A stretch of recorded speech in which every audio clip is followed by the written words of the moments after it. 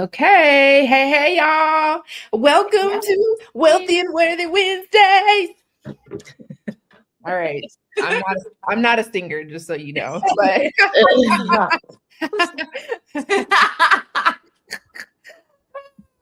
but if you are new to the party, welcome. We're so glad to have you. So Wednesdays is our time as communities. Each of us are all busy women. But we are running businesses, we're running homes, families, companies, like we're doing all the things, running ourselves. And so this is our time to check in with y'all, talk about some of the things that really like impact high impact and highly ambitious women. And it's our time to kind of explore the hard places, talk about things that are hard to talk about sometimes. So that's what we're doing here, because our goal is to gather as a community next year in 2026 for our Wealthy and Worthy in-person mastermind. So ultimately, it is just time for community and to be in community. And we just believe wholeheartedly that that is how you become wealthy, truly wealthy and worthy, is by being in community.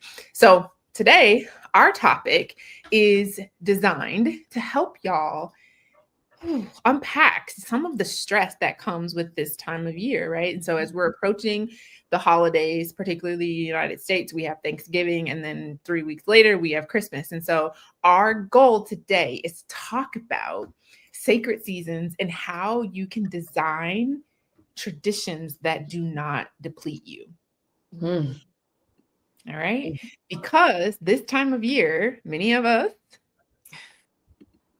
are doing all the things, okay, for all the people, okay? And it's literally like a sprint to the end of the year, right? Where we're exhausting ourselves and we're probably overspending as well. But we can talk about that at another time. But today, that is the focus of the conversation, right?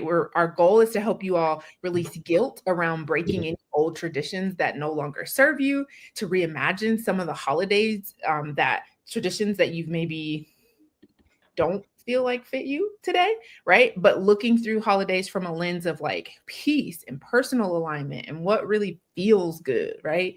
And then we also want to offer you some practical tools for how you can create maybe new rituals that nourish you all around, mind, body, and spirit. All right. And we'll probably share some tidbits of some things that maybe we've done over the years, so that you can kind of witness what others have tried, and maybe create a plan for yourself for this holiday. So that's what we got happening this time. And we're going to pass it off to Stephanie, our legacy host, to get us going. Hi, Stephanie. Hi, I'm so excited for this conversation. Y'all, this is my favorite time of year for so many reasons, right? I love this. I love Thanksgiving. I love all the things, the joy that this season brings. And so if you're like me and you're excited about this season, please drop a turkey, or if you generally skip over Thanksgiving, drop a Christmas tree, because I'm ready for Christmas. I like that. And while you're in the chat, I want you to think about the holidays and what emotions come up for you first, whether that's joy, pressure, or something in between. And just name that in the comments for us, because we would love to hear that from you. But to jump right in, for you, Tiana, why do you think so many women feel responsible for holding everything together this time of year, whether it's at work, at home, or everywhere in between? I know I came hard. Sorry. I mean, yeah, that's a good question. That is the question. I think that we feel the responsibility because that's what we've witnessed, right? So like, I think about it for myself, right? Like when I first came into adulthood and like started to kind of feel that pressure around the holidays, I was like, where did I get this from? You know, and it's like, it's those values that are maybe not intentionally taught, but they're caught, right? And so you witness other people doing it. I mean, even as a society, right? Like, I want to say it was like August or September that we saw like holiday, like Christmas and Thanksgiving stuff in the stores. And so we're like, what the heck? It's way too early for this, you know, like, but it's just like, there's just like this pressure, I think, as a society and in culture of like, this is something that's super important and you need to put all your energy into it, and you need to make it extravagant and do all the gifts and do all the things. And I think just because women tend to be the hearts of their homes, I think that it really weighs heavy on us more of like wanting it to be a great experience and wanting people to feel loved and wanting to create safe places where people can gather.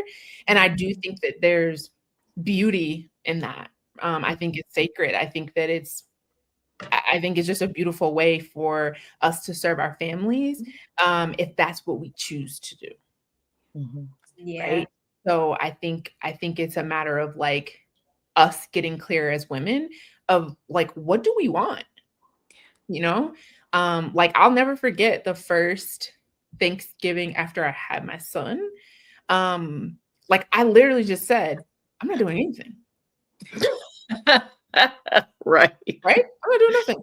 And Talana and her family, they were like, great, we'll come and do nothing with you. Right. and we catered Thanksgiving. Mhm. There was a premium price point on it. Yeah.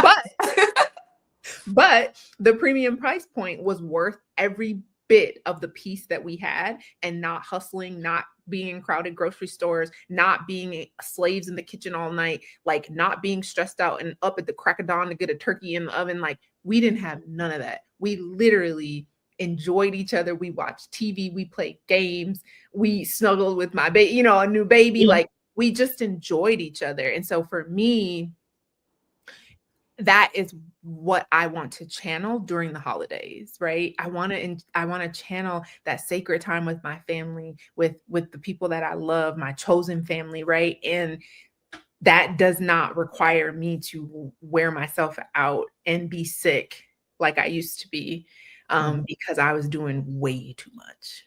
Mm-hmm. Wow. Yeah. So speaking of doing way too much, I'm going to ask a little question because I love you ladies for your transparency, right? So I'm going to ask you a really transparent question.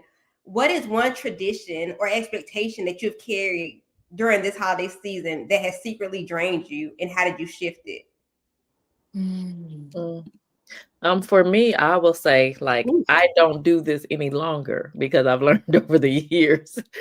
But I used to carry this guilt of saying no, or, because sometimes my kids would come with lists for Christmas that would be like, for real, y'all, like, that's going to be like a $5,000. We ain't doing that, right? So it's like, and then I would get some things and not get other things, and I would feel guilty about it. Right? Because it's like, why do they have to have everything on their list? They don't. This is a rule that I've made up in my head of what a successful Christmas looks like, right? But when I sat down my children and asked them, what's most important for you for Christmas? None of them said gifts. Wow. Right? And so I could see, though, someone's children, like my child, maybe their love language is like receiving gifts or whatever, right? So I could see that happening. But the fact that my children were like, time with my family, or so then I started to shift. Okay, Talana, you've made up this scenario or this narrative in your head of what a successful holiday looks like. You didn't even inquire or ask the people that are a part of this event, right? So once I did, I started to shift. Okay, they actually valued what I value, which is time, which are creating memories. So I started to design our holidays around that, right? So gifts became less important, and creating environments and activities that bring us together was more of the focus. So we started doing Disney every year for about 5 years. We did Disney and Universal for the year, and that was their gift. I think we may have given them like a financial gift like that was much smaller than what they would typically get, but most of the money and time went into the trip itself, because spending time was what was most valuable to us as a family.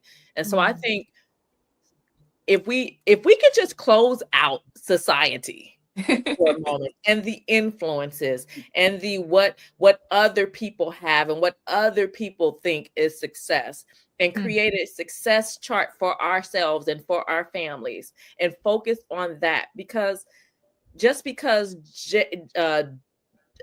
what I want to say, Jamie over here loves Gucci bags, maybe I don't value Gucci bags like Jamie does. And it's not wrong that Jamie likes Gucci bags, right? That's her thing. But it may not be my thing. And why would I shape my expectation based off what Jamie likes? Right. So like really sitting down and being really in tune with ourselves and saying, what really am I doing here? What really makes me happy? What really makes my family flow and make us smile, and really putting energy into that. And sometimes it does not even include funds. Like sometimes it is being creative, you know. But while we're on the topic of funds for a second, let's talk about that. Creating cash flow to where you can do the things that you enjoy. So like for us, we had a trip fund, pretty much a holiday fund, and we contributed to it all the time. So when time came around for us to schedule the next trip, it was a no-brainer, and we didn't have any issue because we had set aside that, right? So when I hear people say, well, I can't afford this. Well, yes, you can. I think maybe you should probably sit down and plan better, maybe. And sometimes it causes you to sacrifice, like getting your nails done every week. Maybe we go there every 2 weeks. Maybe we go to once a month. But whatever that looks like, make that adjustment for your family. Yeah. Yeah. And what about you, Jeannie? I think I'll only like little things, maybe. I think according to the holiday, like I put a lot of pressure on myself to I always write a lot of handwritten notes, and I used to send them like all the time. It's like clockwork, and I would always have little stationaries and things like that prepared. And I always sent a Christmas card, a holiday card kind of a thing. And I don't know, I'm just really hard on myself about it. And I just stopped kind of doing it. Like if I got around to it, if I bought something that was really nice, like yeah, I got it done. But one year, I think last year, I actually bought them, and I was just like, ugh. I was like, I think I was traveling. I was with other family, and I'm like, you know what? I'm here with everybody. I love everybody that I'm here with right now, and I feel like the family that I'm spending time with is the family that I'm spending time with, and everyone else I can reach out and talk to and still let them know that I think of them and I love them a whole lot. And also, I just going through my entire Rolodex to send Christmas cards and put specialty stickers on them and make them look that I want. It's a lot for me. I'm a very I can be very anal retentive about things like that, and they create a lot of anxiety for like no reason. But I just want people to know I love you, even if I haven't spoken to you, even if I'm busy, you're still in my heart, you're still in my mind. Like your family's on my heart and your mind and my mind. And so I put a lot of pressure on myself in that way. And I think the other thing is like just with like the Christmas tree as a whole, like making sure the Christmas tree is up by a certain day and then off by a certain day. Something in that it produces like the weirdest level of I told y'all it's silly, but it's like very anal retentive. It's like, you know what, December 1, like that tree should be up by now. Like, what are you doing? And then like it's gotta be down. We're coming to the new year. Like, let's get the tree down. And get it, because I hate taking the tree down. Once it's up, I love the Christmas lights first off. So I don't ever want to take it down. And I'll leave that thing up until like the middle of January sometimes, but it's like, no, get that thing down. Usher in the new year, like, Jeannie, it's funny because I feel like a lot of women feel the way you just said, like the overwhelm of Christmas cards and things like that. So I have a quick question, if I can, for Jeannie as a therapist.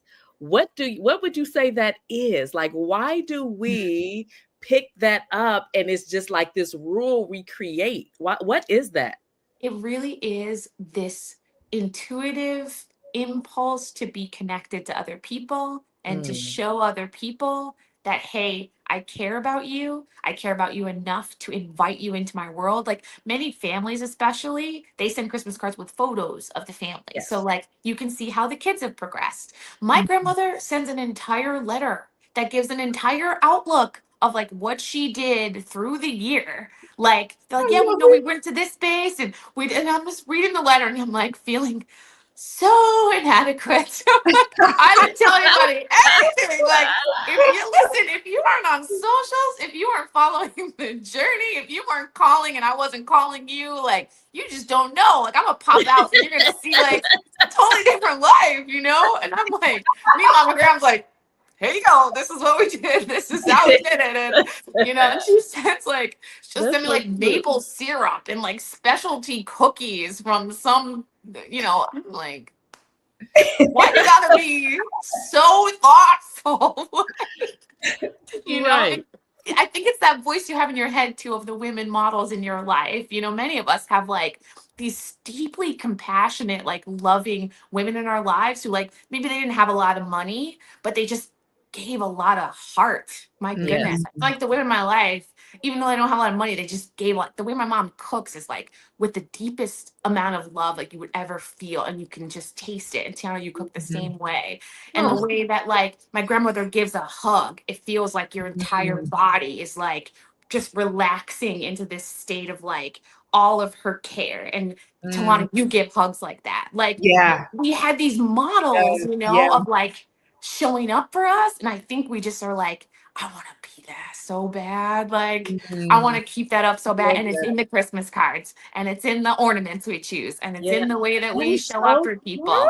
It's the iconography. So the actions are the personified. It's the iconography of the love, and we just want to like get it right. So we get kind of like I said, like a little anal retentive over making sure it's right. And it's like, no, it's they never. I don't think they ever thought about if they were getting it right. I think they just put all of their heart in it, and that's what you feel is all of the heart in it. So I'm trying to get there where it's like it's all the. I remember the first time cooking like Thanksgiving dinner, like ever for like a family, and like being like calling my mom and texting my mom and be like, Mom, like, what's the recipe in this? And how do you do that? And then my grandmother tasted one of my mom's dishes, and she said it, and it tasted like my mom's. And it like, I just like kind of lost it at the table. I was just like, well, that's because, you know, she like helped me to make sure that this could be what I wanted it to be for me, you know? I love that. Yeah. Yes. Yeah. That's beautiful. So good.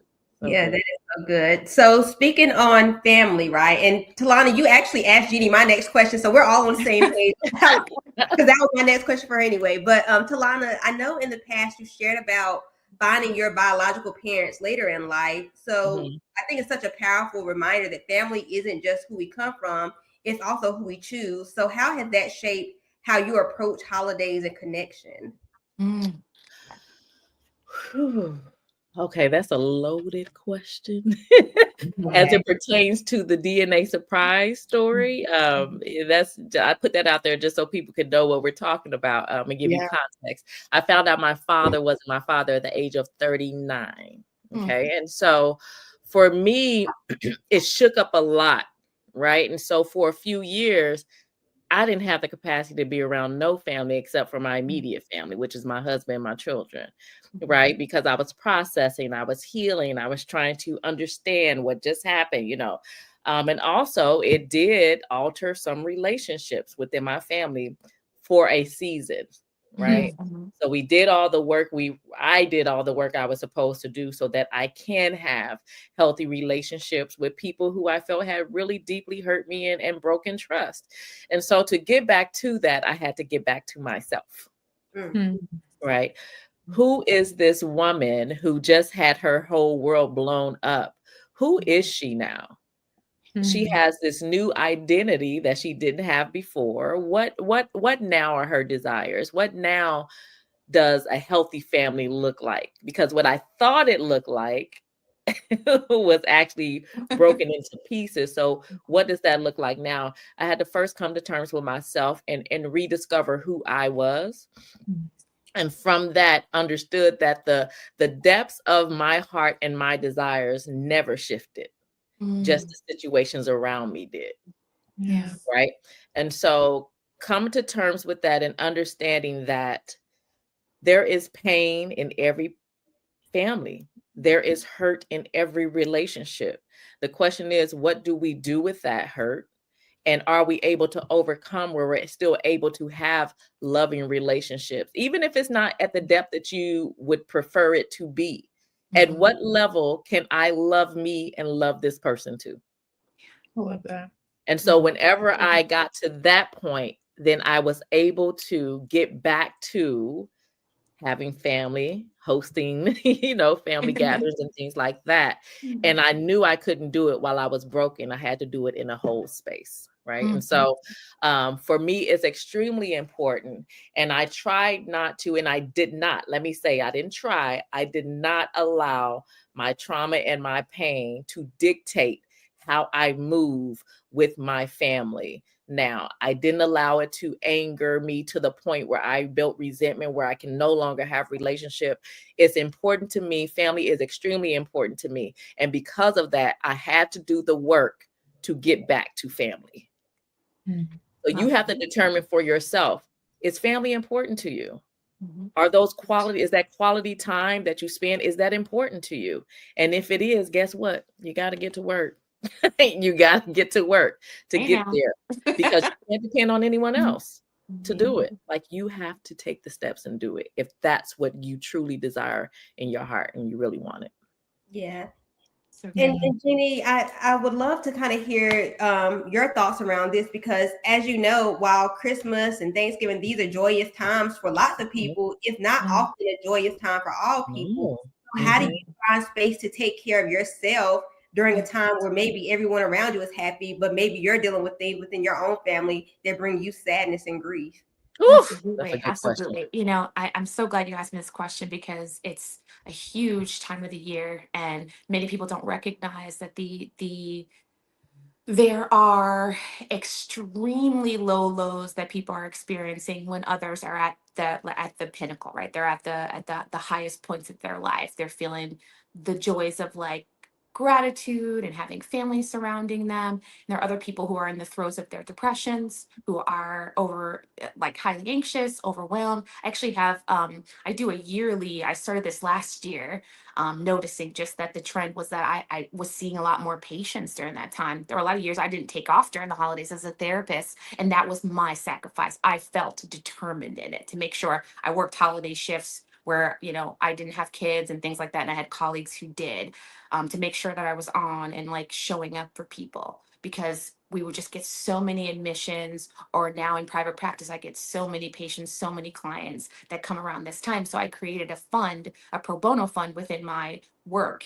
And that was years ago that I created it, but in a sliding scale space as well. But each year now, I send out actually an email blast around this time, just saying to people like, hey, I just want to send you a reminder. This is what's going on for people. They're really struggling. It's a difficult time. Some people need therapy. They can't pay for therapy. They can't pay the copays if they're paying with insurance. So do you want to give? This isn't a donation you can write off. It's not tax deductible. It's you giving people the gift of therapy. So do you want to do that? And thousands of dollars have poured in related to that with my business for Love and Psych. And it's important to remember that when these things are going on, if you're coming from a place of stability, you're coming from a place of recognizing that you have comfort and you have joy and you have gratitude. Do the things and create with your family a way to reach out and connect to other people who aren't there. There are so many programs where you can buy things for families, and I'm not talking about clothes and things like that, though some of that stuff is necessary. Those are still basic necessities. You can buy these things for people. You can make sure people have hot meals. You can do the charitable kind thing and think of others. So I tell anybody who's like not in the best space related to these things to find community, because it's so much more readily available than it is right now.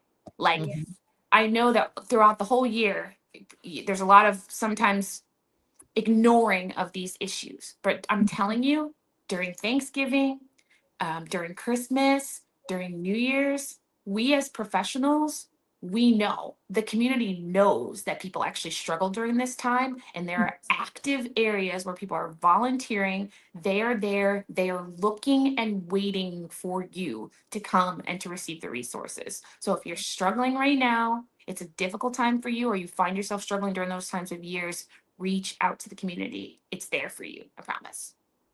Love that. Love that.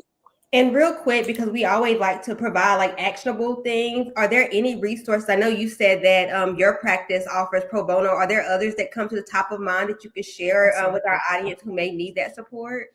in any area you are in, and I find this to be the most effective in any area you are in, you can click in www.volunteer.org and it will show you organizations that are literally open to having servicing people. And the internet is great because it uses your IP to gather data on where you are. So it will bring you the sources where you can go to that are most readily available. And you can choose what kind of volunteering you want to do. Do I want to be at a soup kitchen? Do I want to volunteer at a church?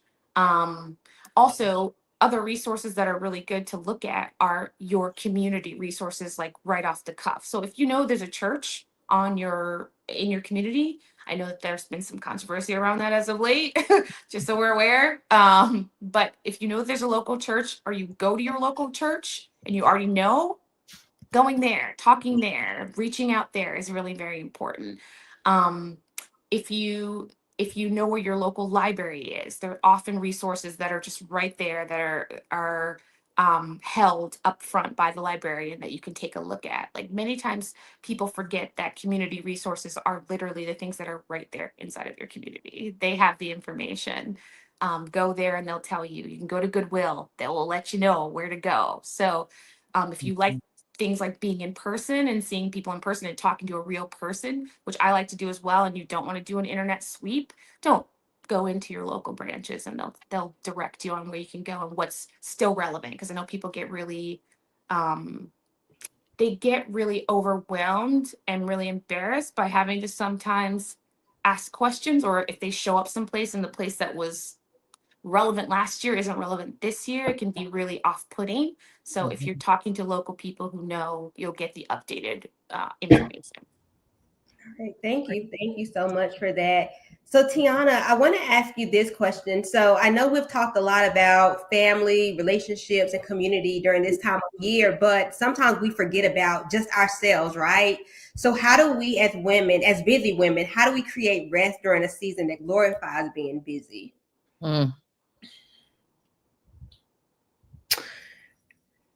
Plan. So you have to get ahead of it, right? So usually I'm blocking out my schedule sometimes 2 to 3 months in advance. So every year, though, since I was early in my career, I always took off the last 2 weeks of the year. This is when I worked for other people. And now that I work for myself, the same is true. Like, our company is shut down for the last 2 weeks of the year. Yes, we still pay our team. Everybody's still getting paid, right? But we take that time. The week of Thanksgiving, we will be taking off. I have some things coming up the beginning of December. I'm taking off a whole week at the beginning of December, right? So, like, I think it's really about understanding where we are at different seasons and being able to honor ourselves via our schedules. Like Talana had mentioned in our last session, right? Like, think about our time as currency. It's very limited. And so there may be seasons for me this season, my energy is way, way less than it normally would be. So I'm not traveling to anybody's house for Thanksgiving. We're not packing up my toddler and traipsing across the world on a plane to go visit anybody. We're not doing that. Yeah. Right. So I think it's just like being very honest about where you are, what capacity you have, and then actually being intentional of blocking that time out. And then dealing with whatever the fallout is, right? Like, because there are things that, happen. Like, I'm opening up some coaching spots in the new year, and I was going over it with my admin. She set the whole thing up only to find out that the first person who went to try to book to have a call with me, my whole schedule's blocked out until January, right? So I have to deal with that this week. But, and so that is going to require me to go back to my schedule, figure out if there are times that I need to open up, right, to make sure that this thing can work. But the point, right, is that I protected it with a yes, which means I have to dish out a whole lot of no's. Yes. And so once you're okay with that, it is what it is. It gets easier. It does Yeah. get easier. When you start experiencing that peace on the other side, it gets real easy to say no. So easy. For sure. Yeah. For sure. And ladies, we're gonna have to wrap up, but it's interesting that Talana, once again, you read my mind, because I was gonna ask Tiana what's one shift that helps her protect her peace. And I think she definitely answered that question on how she'll make, I mean, sometimes you do have to just be intentional in choosing what matters most to you. And like she said, the fallout's gonna happen, right? You just deal with it as it shows up. And so my question for you, Talana, and then I'll come back to you, Jeannie, is share one relationship or traditional shift that creates more connection for women. For women in general, or women like with their families? Yeah, with their families. With their families? Yeah. One tangible thing, or say it again, I'm sorry. Share one relationship or tradition shift that we can make that helps us create more connection during this time of year. Okay, so one thing that me and my family do, and we typically do this like Christmas Day or Christmas morning, is there's no phones. Oh, I love that. Love that. All phones have to be over in the little charging station. Ringers are off, so there's no interruption. We typically record our Christmas mornings. So we have a tripod set up and we record our Christmas mornings. We record the kids opening their gifts every single year. Wow. And so that we can, years down the line, come back to them and they can see the progression of themselves throughout the year. We just thought of that. We thought it would be fun to do, right? But creating uninterrupted moments. And you could do that by, like I said, simply eliminating these so that their focus is on what they said truly matters, which is family time, right? So for us, that's one tradition that we started many years ago that we're like, this has to happen every single time. I like that. Right. And so, so I would say that would be one thing that I would say, because that can transcend over to many different scenarios in holidays. Like no phones is a thing in this society. Sure. Right? Yeah, so, for sure. Yep. That's one tradition I would say, no phones. Wow. I'm going to steal that because that's actually smart about staying up the tripod, because when I tell you every holiday, I find myself behind the camera. And so I have no videos of me actually family recording everyone else. So I'm doing that. I'm get in there. Do it. Hey, I have to ask you, could you share one self-care or emotional alignment tool that helps ground people during this season? Absolutely. I will say unequivocally that it is some type of affirmation or prayer if you are religious. That is consistently a self-care item that brings people back to themselves. Sometimes you got to psych yourself up before these holidays come in and let yourself know in a mantra or something to that effect, like, I'm going to do it. I'm not going to do it perfectly. And that's going to be okay. That's going to be good enough. I'm going to connect, and I'm going to connect wholeheartedly. And that's going to be enough.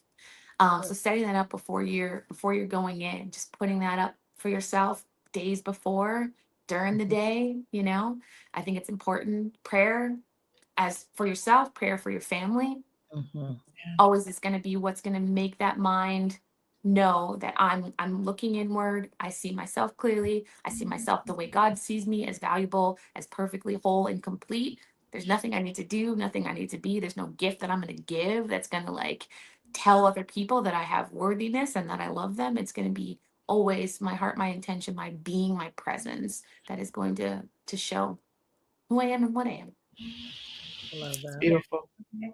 And Dr. Tiana, I want to end with you. What parting words or advice do you have for women who are watching today as they head into this busy holiday season? Listen, girl, don't stress yourself out. Don't do it. That is advice. Don't do it to yourself. I think it's just important that we understand that we can do it different. We have the right to do it different. Yes, it may ruffle some feathers, but you get to decide, right? What it's your life and you have to be happy with it. And so you get to decide what you want that to look like, you know? And so I think it's, again, like Talana has mentioned, like just being very clear about where you are, what your capacity is, and what you want to do. So yeah, once you are good with you, everything else, listen, it is what it is at that point. Yeah. It is what it is. Like, and you know, relationships will recalibrate. You know what I'm saying? Like, even if people are upset, like I can remember early in my, maybe it was my mid 20s. My, you know, parents divorced when I was young. And so we had always kind of spent Christmas with my mom's side of the family. And that was just what we always did. And I remember the very first year that I decided I wanted to spend, my mom's side of the family always does a Christmas breakfast and brunch. And we do the 12 days of Christmas in pajamas, and it's a whole thing. Right. And so one year I was like, I'm going to do this with my mom's side, and then I'm going to catch a flight to Illinois, and I'm going to spend the second half of Christmas dinner with my dad's side of the family, because I hadn't invested much in that relationship and I really wanted to get to know them more as an adult. And I'll never forget the looks of death that I got when I shared that with my family. You know, I'm like, okay, you guys, like, I'm gonna be here for brunch, but then I'm leaving, you know, and everybody was like, you're going, What? what? You're right. You're going to go see who? Right. And it was super awkward, right? It was super awkward. But I did it and I had the best time. It was the best Christmas that I had ever had, because I felt full in being able to connect with both sides of my family, being able to establish relationships with them, spend quality time, which is like one of my top love languages, right? I didn't give any gifts that year, right? My gift was being there and building those connections. And so I think that, and you know, in years since, right, slowly more and more of my siblings ended up coming to my dad's for Christmas to try to build those relationships. And so I think, you know, and now, you know, there's some years where I just spend it with my dad's side, or I maybe only spend it with my mom's side, or maybe I only spend it with my own family, right? And so I think you get to orchestrate it, but don't expect for it to be without feathers being ruffled. Like, that's just not a reasonable expectation.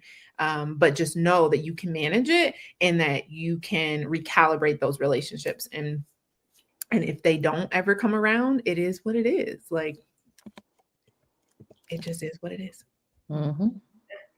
Thank you so much for that. Well, ladies, as always, I have enjoyed the conversation. And to our audience, if you enjoyed this, please like, subscribe, comment, share with a friend. But most importantly, we cannot wait to see you in 2026 for the Wealthy and Worthy Conference. But until next time, happy holidays. Happy holidays. Bye.